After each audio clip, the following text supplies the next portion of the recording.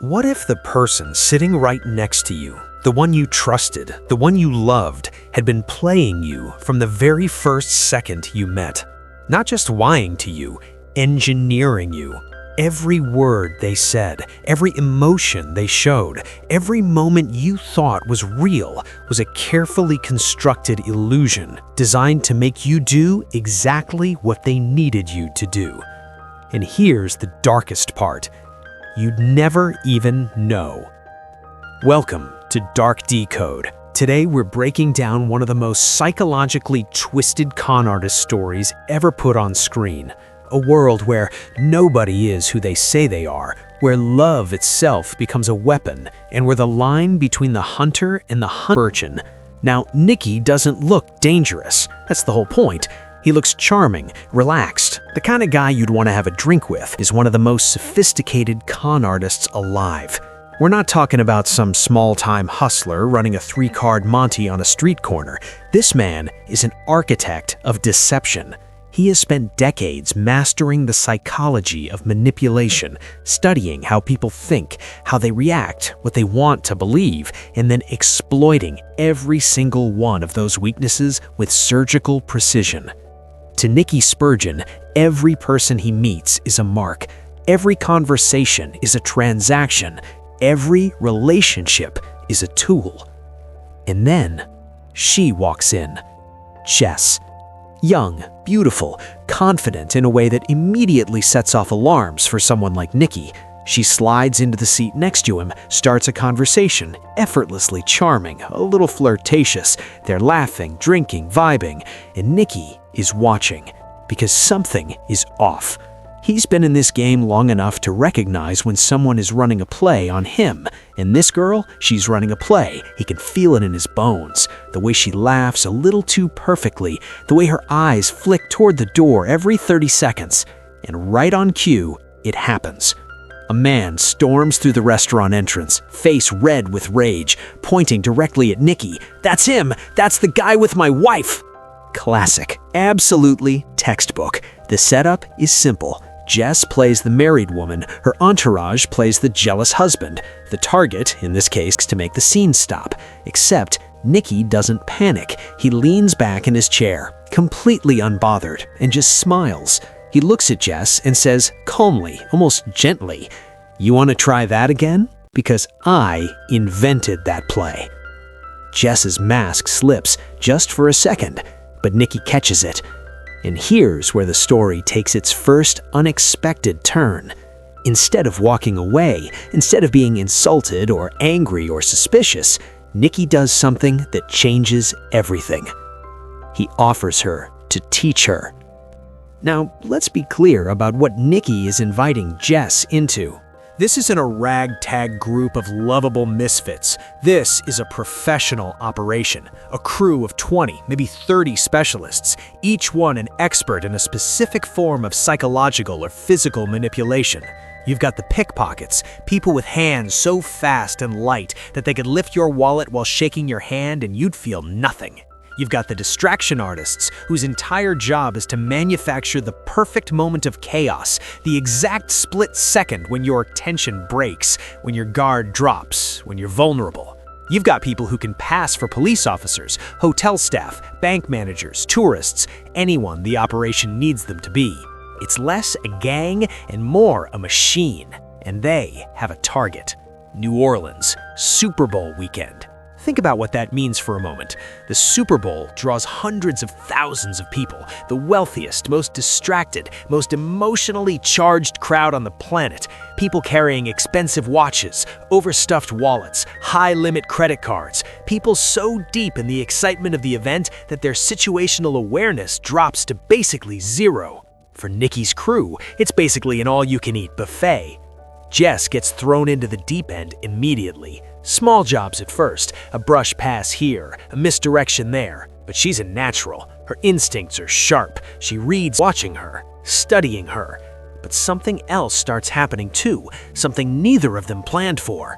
Between the training sessions, the late nights going over technique, the quiet moments where the performance drops and they're just two people, a connection starts forming, something real, or at least something that feels real. And that right there is the most dangerous thing that could happen to Nicky Spurgeon, because his father, Bucky Spurgeon, one of the greatest con artists who ever lived, drilled one rule into Nicky's head above everything else. Never get emotionally involved with someone you work with. Not because it's unprofessional, but because emotion is a weapon, and if you let someone get close enough, they will use it against you, whether they mean to or not. Nicky knows this rule, he lives by this rule, and yet he's falling for her. But what Jess using her, not out of cruelty, but because the biggest con of the New Orleans trip is still being a certain piece, she just doesn't know it yet. Super Bowl night. The stadium is electric. We're talking 60, 70,000 people absolutely losing their minds. The noise is physical. You feel it in your chest. The lights, the crowd, the energy. It's overwhelming in the best way possible. Nicky and Jess are up in a luxury box, private, exclusive, the kind of suite where bottles of champagne cost more than most people's rent. All around them, the ultra-wealthy are watching the game with that particular brand of casual indifference that only truly rich people can pull off. And the two of them, they're just playing. Dumb little bets. How many people in the crowd are wearing yellow? Will that referee blow his whistle in the next 3 minutes? It's lighthearted, fun, the kind of banter that feels dangerously close to something romantic. But then the door opens. Lewan Tay. He's a whale. Old money Asian billionaire with a pathological need to gamble. Not for the money, he has more of that than he could ever spend. For the feeling, the rush, the psychological hit of putting everything on the line and watching fate decide. He sees what Nicky and Jess are doing and immediately wants in. And so the bets escalate. Slowly at first, then faster, then bigger, each round ratcheting up the stakes. Tay is loving every second of it. His eyes are lit up like a kid on Christmas morning. But Nicky is losing. Not a little, a lot. Everything the crew earned over the entire Super Bowl weekend. Tens of thousands of dollars, bleeding away bet by bet. Jess is watching with growing horror. She's giving Nicky every signal she can. Stop, stop, what are you doing? But he's not looking at her. He's locked in with Tay, completely in the zone. And then, when the losses are catastrophic, when it looks like it truly cannot get worse, Nicky goes all in. He leans forward, looks Tay dead in the eyes, and says, "One final bet. You pick any player, on the field, off the field, doesn't matter, and she'll tell you their jersey number." The room goes silent. Tay stares at him, then looks at Jess, then back at Nicky, and slowly a smile spreads across his face because this is insane. This is impossible. There are hundreds of players and staff members on and around that field. The odds are astronomical. He agrees immediately. Now all eyes are on Jess, and she is terrified. She has no idea what Nicky is doing. She has no earpiece, no signal, no secret information. She is genuinely, completely in the dark, scanning the field with desperate, panicked eyes, searching for anything. And then she sees him. Farhad, one of Nicky's crew members, standing near the field. And just like that, it clicks. This is a con. This has always been a con. She takes a breath, steadies herself, and says, 55. Tay checks, verifies, and the color drains from his face. Millions of dollars change hands right there in that luxury box. But here's what you don't know yet. Here's the part that will absolutely break your brain. After the dust settles, Nicky finally explains it to Jess. And what he describes is not a trick. It's engine. Lewan Tay had been a target since before he arrived in New Orleans. The moment Nicky's crew identified him as their mark, the operation began.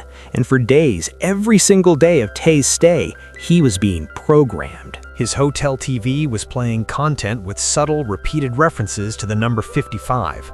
News segments, sports highlights, advertisements, all carefully curated. On the street, crew members would drift past him wearing 55 jerseys, never stopping, never engaging, just passing through his peripheral vision. In restaurants, nearby conversations would casually drop the number into dialogue. Table 55 is ready. The bill comes to $55. Even the physical arrangement of objects in his environment, Menus, napkin folds, items on a tray were subtly, almost imperceptibly, shaped to echo that number. None of it was something Say consciously registered, but his subconscious, it absorbed every single instance. So when the moment came and he was asked to freely choose any number, any player, he reached into his mind looking for a random choice and instead grabbed the number that had been quietly planted there. He thought he was choosing freely. He was doing exactly what they needed him to do. This is priming, subliminal psychological manipulation at its most sophisticated. And it worked perfectly. But then, Jess asks the question, "Why didn't you tell me?" And Nikki says, "Because your panic was the con." Her genuine fear, her authentic desperation as she scanned that field, that was what sold it, did Say. If she'd known the plan, she would have been too controlled, too calm, and Say, a man who had been around enough cons to know when something felt staged, would have sensed it immediately. So Nikki used her, not just as a part in hits like ice water, because she thought they were building something, trust, partnership, maybe something more. But to Nikki, she was just the most effective tool of every worst fear she has. Nikki hands her an envelope of cash and says, "Take your share. We're done here." No explanation, no apology, no goodbye. Just gone. 3 years pass. Nikki resurfaces in Buenos Aires, hired by a Formula Motorsport team owner named Rafael Garriga. The job? Sell a sabotaged fuel algorithm to Garriga's rival team, essentially high-end industrial espionage wrapped in a con.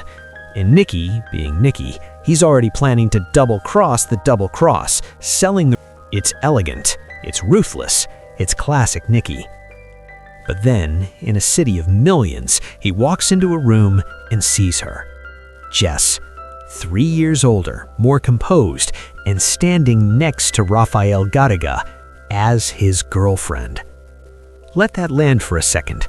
The man Nikki is actively running a con on, his mark, is romantically involved with the one person Nikki has never been able to fully lock away in the professional box in his head. The operation just got infinitely more complicated and more dangerous. Old feelings surface fast. Jess is clearly not indifferent either, but now there's history between them, a wound that was never properly addressed, and they're circling each other in a situation where one wrong move means everything collapses. Farhan shows up to assist with the operation, and in a quiet moment he delivers something to Jess, a stolen necklace that Nikki had been holding on to for 3 years, something too hot to keep, too sentimental to throw away. She gets it immediately. He kept it for her. And that night, despite all the red flags, despite every rational reason not to, she ends up at Nikki's apartment. And for one night, all the games stop. But the next morning, reality crashes back in. Nikki's inside man, Owens, who is posing as Garriga's head of security, she does, barely. Owens leaves, none the wiser, but the near miss is a warning shot. The rest of the day, Nikki works fast, selling the algorithm to buyer after buyer, stacking cash, running the multi-layered deception with the precision of a machine heart. Garriga's security team catches them, both Nikki and Jess, with the money, in a situation with no clean exits. Garriga is furious. He's staring at the two people who've been closest